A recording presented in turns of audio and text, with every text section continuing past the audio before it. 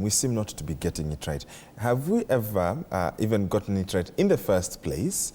And why does it seem that education continues to be a thorn in the flesh for governments year in, year out, despite having experts and, industry players that everyone has ideas about this?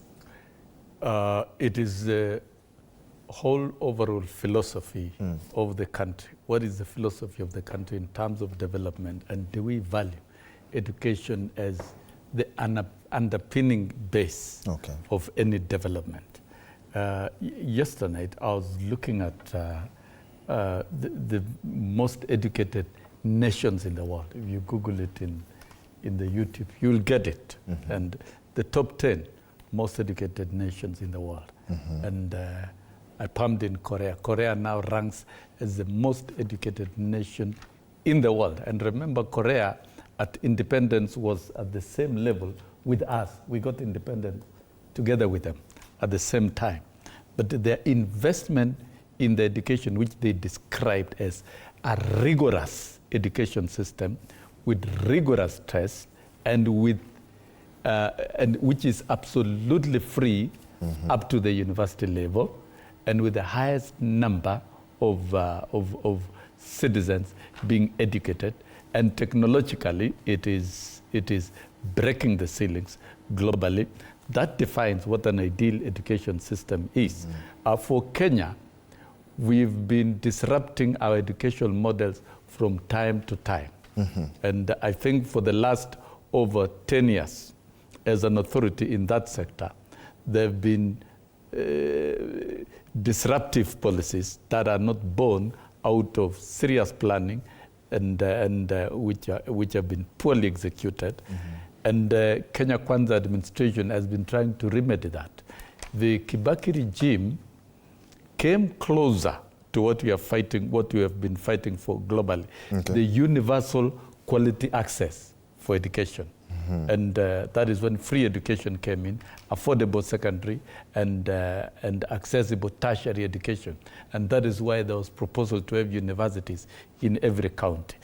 If you look at the Kenya Kwanza manifesto, it is a reflection of the Kibaki administration.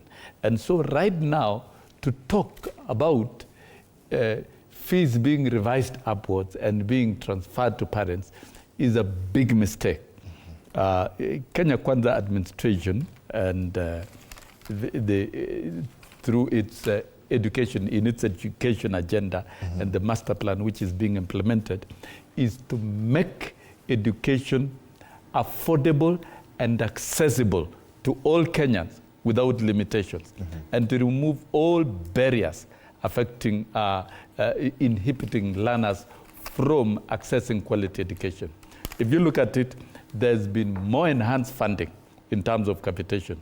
You look at the additional money to JS at level of grade 7, 8 at 15,000, that is significant amount of money being enhanced to that particular level.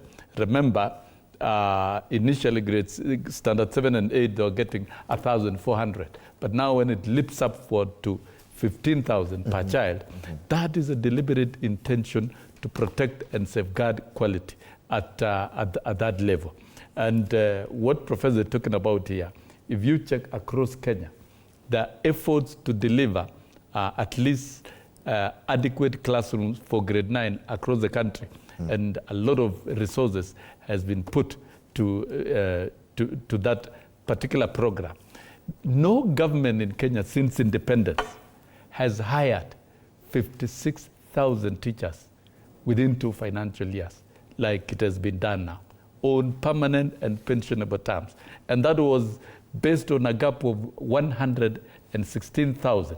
So that means right now we are talking about a shortage, an average shortage of 56,000. So when you look at the government investments in terms of putting resources, in terms of packaging the human resources within the Kenya Kwanza framework, it speaks to deliberate intention to make education access, together with the funding model, which very many people don't understand. But the philosophy of the funding model is to speak to the bottom up, to make sure that children from households that are very poor are absolutely and fully financed.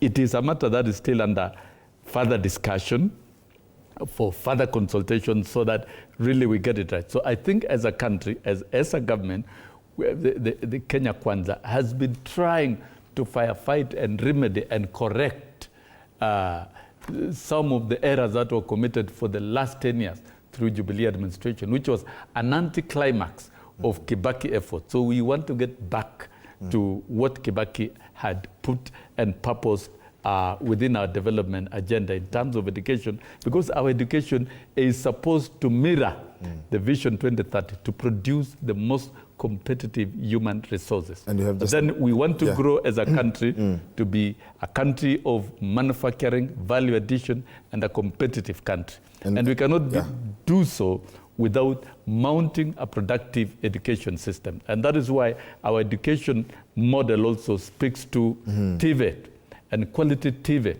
quality teaching in TVET. And TVET is everything. You go to a country like Germany, the biggest investment in Germany is TVET education. That is why it has remained a heavily industrialized country. You go to a country like South Korea. Why it's top in the world? Because it has invested in STEM education, science, technology, engineering, and mathematics. And I think we need to review our education further.